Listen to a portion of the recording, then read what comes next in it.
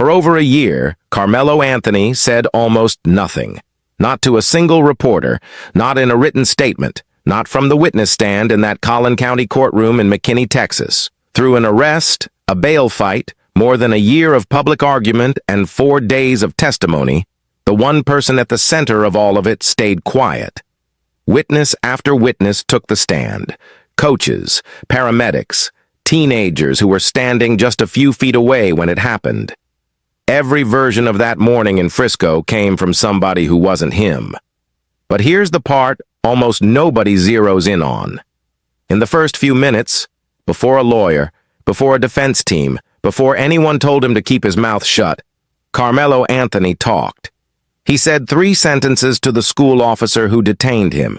3 sentences, bespoken in the rawest moment of his life, when the only thing steering what came out of his mouth was whatever was actually in his head. Those 3 sentences are the closest thing to an answer this case will ever have. And by the end of this, you're going to understand exactly why. Before we get into it, do me a favor and drop a comment telling me where you're watching from. City, state, country, wherever you are. This case pulled in people from all over, and I want to see just how far it reached. Now let's go back to where it started. April 2nd, 2025. Kendall Stadium in Frisco, a suburb just north of Dallas. It's the District 11-5A Championship track meet.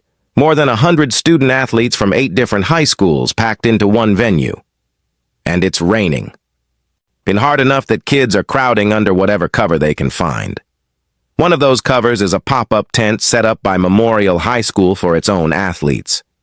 Karmelo Anthony, 17 years old, a student at a different school, Centennial, is sitting under that memorial tent. According to witnesses, somebody tells him this is reserved space. He needs to move. One of the athletes who steps up is Austin Metcalf, 17, a junior at Memorial there that day with his twin brother Hunter. What exactly was said in the next 30 seconds became the single most fought-over question of the entire case. But 2 phrases survived, repeated by witnesses on the stand. Prosecutors say Anthony was told repeatedly to leave and answered, "Move me. Make me." And then, as the back and forth heated up, Anthony reached into his bag and said, touch me and see what happens." Austin pushed him, and in that instant, a black folding knife came out of the bag, and Austin Metcalf was stabbed once in the chest.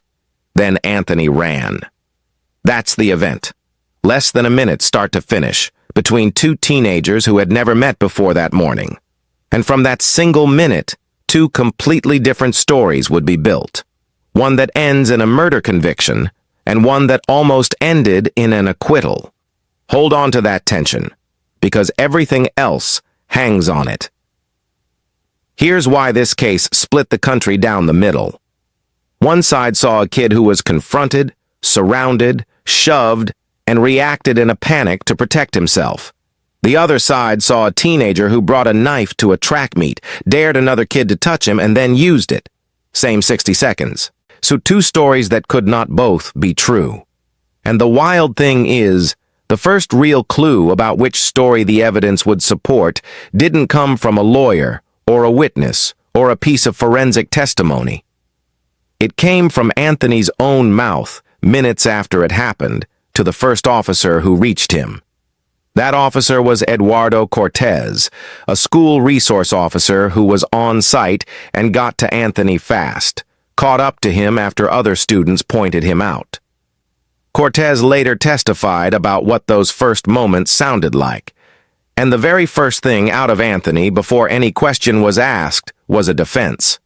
Cortez said he hadn't even started questioning him yet when Anthony said out loud, "I was protecting myself."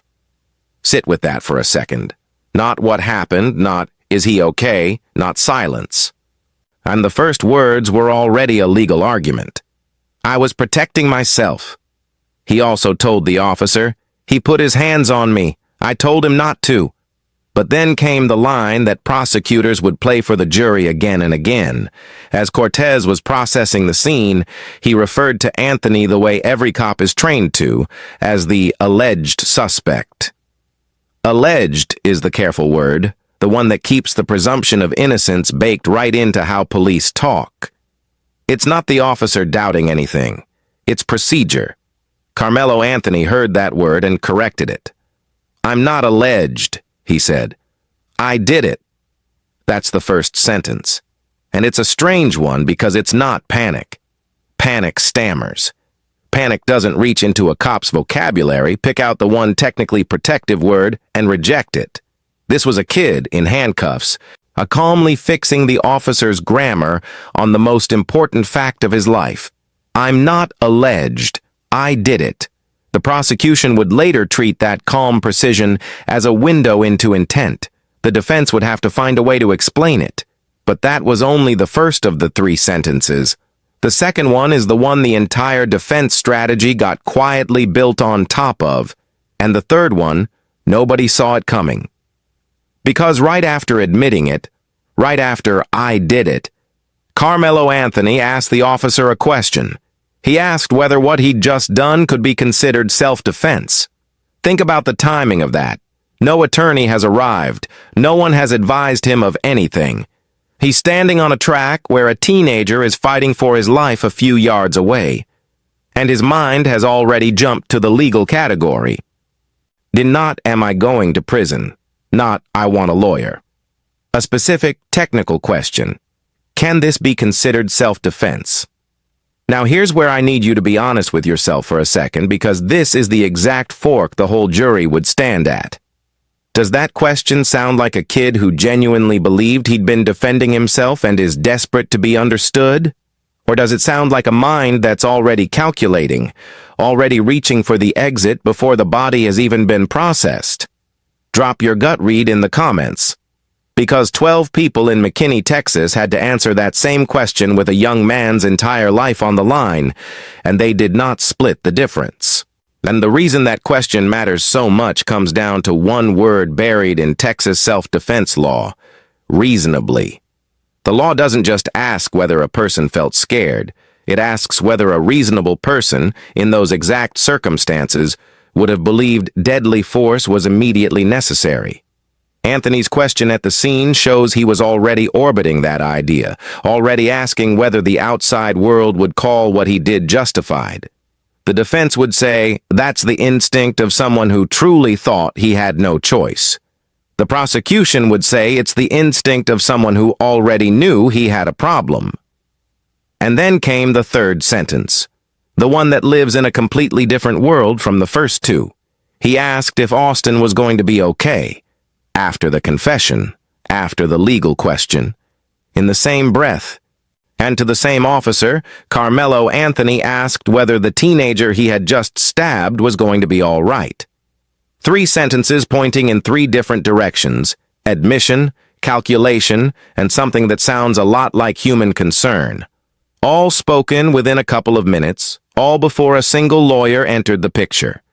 The hard, painful fact underneath that question is that Austin Metcalf was not going to be okay. A responding paramedic testified that Austin never regained consciousness and was found without a pulse. Despite everything done to save him, he died that morning, on a track, surrounded by people who couldn't stop it. His father later said Austin took his last breaths in the arms of his twin brother. So which version of Karmelo Anthony do those 3 sentences add up to? And the defense pointed straight at sentence 3. A person who asks, "Is he okay?" is not a person who set out to kill. That was their argument. The prosecution pointed at sentences 1 and 2. They argued the act itself, the knife, the wound to the chest, told you everything about intent, and that a question asked afterward couldn't undo it. If this is the kind of breakdown you want, the actual documented record, no made-up motives, no filler, do me a favor and hit that subscribe button and drop a like. It genuinely pushes this case in front of more people who are still asking the same questions you are. Then stick with me, because the trial is where these 3 sentences got put on trial themselves. But first, who were these 2 kids? Austin Metcalf was 17, a junior at Memorial High School, an athlete, and a twin. And his brother Hunter was there that day and would be in the courtroom more than a year later when it all came to a head. Their father, Jeff Metcalf, described Austin as a leader, the kind of kid who lit up a room. By every account from the people who knew him, he stepped into that confrontation under the tent trying to handle a situation, not start one. Karmelo Anthony was also 17, a student athlete at Centennial High School. Before that morning, he had no criminal history that defined him publicly. He was a kid with a school record and a family who would spend the next year fighting for him in every way they could. 2 17-year-olds, one 60-second collision. And by the end of it, one was gone, and the other was facing the rest of his life behind bars. What happened next turned a local tragedy into a national firestorm. Anthony was arrested and initially held on a $1 million bond. 12 days later, that bond was reduced, and he was released to house arrest.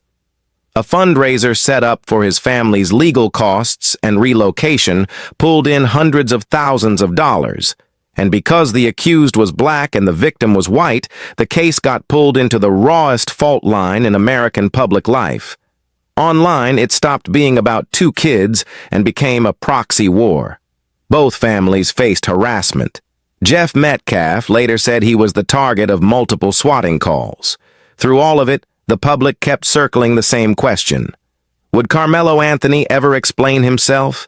Would he ever say, in his own words, what was going through his head when he reached into that bag? Hold that thought. As because the investigation was quietly building the case that would make his silence almost inevitable. Let's talk about the evidence, because this is where a case is actually won or lost. The weapon was a folding pocket knife, around 3.5 inches, found in the bleachers. A witness pointed police to it. That detail matters. The knife was recovered, photographed, and shown to the jury, along with Anthony's backpack and images of the scene. Prosecutors even demonstrated in court how fast that knife could be flicked open. Then there was the body camera footage. The jury watched the moments after the stabbing through a cop's lens, including those first statements. There was surveillance video from the stadium too, but here's a twist that cut both ways. The surveillance never actually captured the stabbing itself. So some witnesses were asked to physically demonstrate what they saw, acting out the movements in front of the jury. When you can't roll the tape on the key moment, you're left with memory, and memory is exactly what two sets of lawyers fight over. There was also what Anthony said as he walked away from the tent. A coach who spoke to him on the track testified that Anthony told him, "He put his hands on me, I stabbed him." Plain, direct, no hedging. Prosecutors would stack that next to the arrest statements as a pattern. A young man who, in the immediate aftermath, repeatedly admitted the act out loud. The medical examiner testified to the cause of death, a single fatal wound to the chest. Jurors were shown autopsy photos, and reporting from the courtroom described several of them becoming visibly emotional, like some covering their mouths. I'm not going to walk you through those images because they don't need describing for you to understand the weight of what that room was carrying. On the legal side, the machinery moved the way it does. Because Anthony was 17 at the time, Texas law allowed him to be charged and tried as an adult. That single decision is enormous. It meant he wasn't looking at a juvenile sentence. He was facing the adult range for murder, which in Texas runs from as little as 5 years all the way up to 99 years or life. A grand jury indicted him. A trial date was set for June 1st, 2026, and the entire case, all of it, was going to come down to one word the jury would have to weigh: reasonably. Did this teenager reasonably believe, in that split second, that deadly force was immediately necessary? Everything you've heard so far was about to get funneled into that single question. Jury selection began June 1st, 2026. And it started with controversy that's still echoing right now. The defense raised concerns that prosecutors struck 3 black women from the jury pool, the kind of challenge known in legal circles as a Batson issue, the argument that jurors were removed because of race. A local civil rights organization said the move raised serious questions about fairness. Keep that one in your back pocket, because it matters again at the very end. Opening statements and testimony got going on June 4th. The prosecution's theory, laid out by Bill Werski, was blunt. He told the jury that multiple people in the tent told Anthony he couldn't be there and asked him to leave, and that Anthony answered, "Move me. I make me." Werski argued that Anthony taunted Austin until Austin, trying to be a leader, finally stepped up and went to push him, and that's when the knife came out. Then, the prosecutor said, Anthony took off running, fast at first, before slowing down and trying to blend into the crowd and slip out the front gate. As officers closed in, Werski said Anthony was pleading, "He touched me first." To the prosecution, that wasn't fear. That was a kid who knew exactly what he'd done and was trying to get away with it. The state built methodically, first responders, law enforcement, a string of teenage eyewitnesses, several of whom got emotional on the stand. One testified while holding a football because it helped steady his nerves, another gripped a stress ball the whole time. And the friends of Austin who testified were consistent on one point. They believed Anthony was the aggressor. The prosecution rested after calling its witnesses, having put the knife, the body cam, the statements, and the wound in front of the jury. Then it was the defense's turn, and attorney Mike Howard had a clear story to tell. His client, he argued, reacted in fear and chaos in a single split second after being physically confronted. Howard told the jury there was no evidence Karmelo did anything, but genuinely think he was defending himself in that moment. The defense called its own witnesses to push the self-defense narrative, including a 17-year-old who testified he saw Austin make physical contact first. One of Anthony's teammates testified that Anthony was distraught afterward and that he heard him saying, I told him not to touch me." After the state rested, the defense even moved for a directed verdict, arguing prosecutors hadn't proven their case. The judge, John Roach Jr., denied it. The fight would go to the jury. The defense rested on Monday, June 8th. And it's right around here that something happened in that courthouse that sent a jolt through everyone watching. The proceedings stopped. For the better part of 2 hours, the room went quiet behind closed doors. And during that stretch, the people who got reported entering were Karmelo Anthony's parents. The journalists outside started running the same calculation in real time. There was only one question that delay could mean. After more than a year of total silence, no interviews, no statement, nothing, was Karmelo Anthony about to take the stand? Now, was he finally going to sit in that chair, under oath, look at the 12 people deciding his future, and answer the question the whole country had been waiting on? For nearly 2 hours, that possibility hung in the air. What was actually said in that room is protected. That's attorney-client privilege, one of the oldest walls in American law, and it doesn't come down just because the public is curious. So I'm not going to pretend to know what was decided in there. But I can tell you what happened when the doors opened. Nothing. He didn't testify. The defense rested without ever putting Karmelo Anthony on the stand. He did not speak in open court. He did not, under oath, give the answer everyone had waited over a year to hear in his own voice.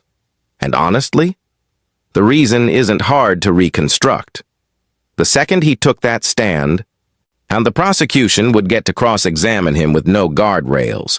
They'd make him explain out loud, "I'm not alleged. I did it." They'd ask him why he had a knife at a high school track meet in the first place. They'd press him on, "Touch me and see what happens." They'd take every single thing Howard had spent a year carefully shaping into a self-defense story and pull on the loose threads in front of the jury. That first sentence alone, "I'm not alleged, I did it," delivered live, with a prosecutor hammering on what it revealed about his state of mind, could have sunk the whole defense. Any competent attorney would have weighed that and made the same call. So the silence held, right to the end. Closing arguments came Tuesday, June 9th. Werski told the jury that deadly force has to be immediately necessary to be legal, and argued that a shove didn't clear that bar. Howard stood up and made his final case that his client truly believed, in that split second of chaos, that he was defending himself. The judge instructed the jury that they had options. They could find Anthony guilty of murder. They could go down to manslaughter, which carries a lighter ceiling. The difference between them is intent. Murder means he intentionally or knowingly caused the death. Manslaughter means he recklessly caused it. They could also weigh whether the killing happened in sudden passion, which could have opened the door to a sentence under 20 years. Then the jury was sequestered, and they were gone. They came back in about 3 hours. Guilty of murder, not manslaughter, not the lesser path. They rejected the sudden passion argument, too. 3 hours of deliberation, and 12 people decided that what happened under that tent was an intentional killing, not a reasonable act of self-defense, and not a reckless accident. When the verdict was read, Anthony reportedly broke down in tears. His mother wept. His attorney kept an arm wrapped around him. The judge had warned everyone in that courtroom to keep their composure, that any outburst would be treated as contempt. And it wasn't over.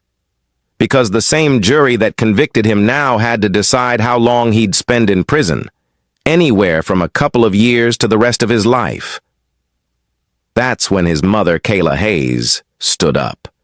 She spoke for the version of her son who existed before April 2nd, 2025. The student, the athlete, the kid she raised. When the defense asked whether her son regretted what he'd done, she said yes, that he was very sorry for what he did. And she asked the court for the one thing a mother in that seat can ask for. Please have mercy on my son. Karmelo Anthony, standing right beside her, said nothing. The young man, who a year earlier had the presence of mind to correct a police officer's word choice, who could parse alleged in the worst moment of his life, chose not to use the single formal chance the system gives a defendant to speak for himself. His mother spoke. He stayed silent, the way he had the entire time. The jury handed down 35 years. Under Texas law, he'll be eligible for parole after serving at least half of that. Roughly 17 and a half years. He was 17 when it happened. He's 19 now. As if everything goes a certain way, he could walk out somewhere in his late 30s. Austin Metcalf will still be gone, and the Metcalf family made sure the room understood exactly what that meant. Jeff Metcalf delivered a victim impact statement that cut straight through. He told them he'd been sentenced to a lifetime without his son. We were robbed, he said. But in one of the most striking moments of the whole proceeding, he also spoke about forgiveness. Not for Karmelo's sake, he made clear, but for his own. He said forgiveness was the only way he could find any peace, even as he acknowledged that 2 lives had been destroyed, his son's and the young man who took him. So let's go back to where we started. The title of this asked whether Karmelo Anthony finally revealed why he did it. And I promised you the truth, not a fairy tale. That here's the truth. He never did. Not in an interview, not in a statement, not on the witness stand, not at his own sentencing. The full first-person explanation, the one the whole country wanted, the here's what was going through my head, does not exist. He had every chance to give it, and he never took a single one. The why the title points at was never spoken by the one person who actually knows it. What does exist is 3 sentences, spoken in the first raw minutes, before a lawyer, before a strategy, before anyone shaped a word of it. I'm not alleged. I did it. Then, can this be considered self-defense? And then, is he going to be okay? Confession, calculation, and concern, in that order, in that breath. That sequence is the entire documented record of Karmelo Anthony speaking about what he did. Not a complete answer, but the closest one we will ever have, until he decides to give us more. And this story isn't actually finished. Remember that Batson issue from jury selection? The challenge over those 3 struck jurors? Legal analysts have already flagged it as one of the most likely grounds for an appeal. So while the verdict is in and the sentence is handed down, the legal fight may have one more chapter left in it. That's exactly why I want you to subscribe before you go. When that appeal moves, when there's a real development in this case, Final Act Files is going to break it down the same way we did today. Only what's confirmed, only what's documented, no invented motives. Hit subscribe so you're here when the next chapter drops. Because in a case where the one person who knows the truth still won't say it, the record is all we've got, and we're going to follow it all the way down.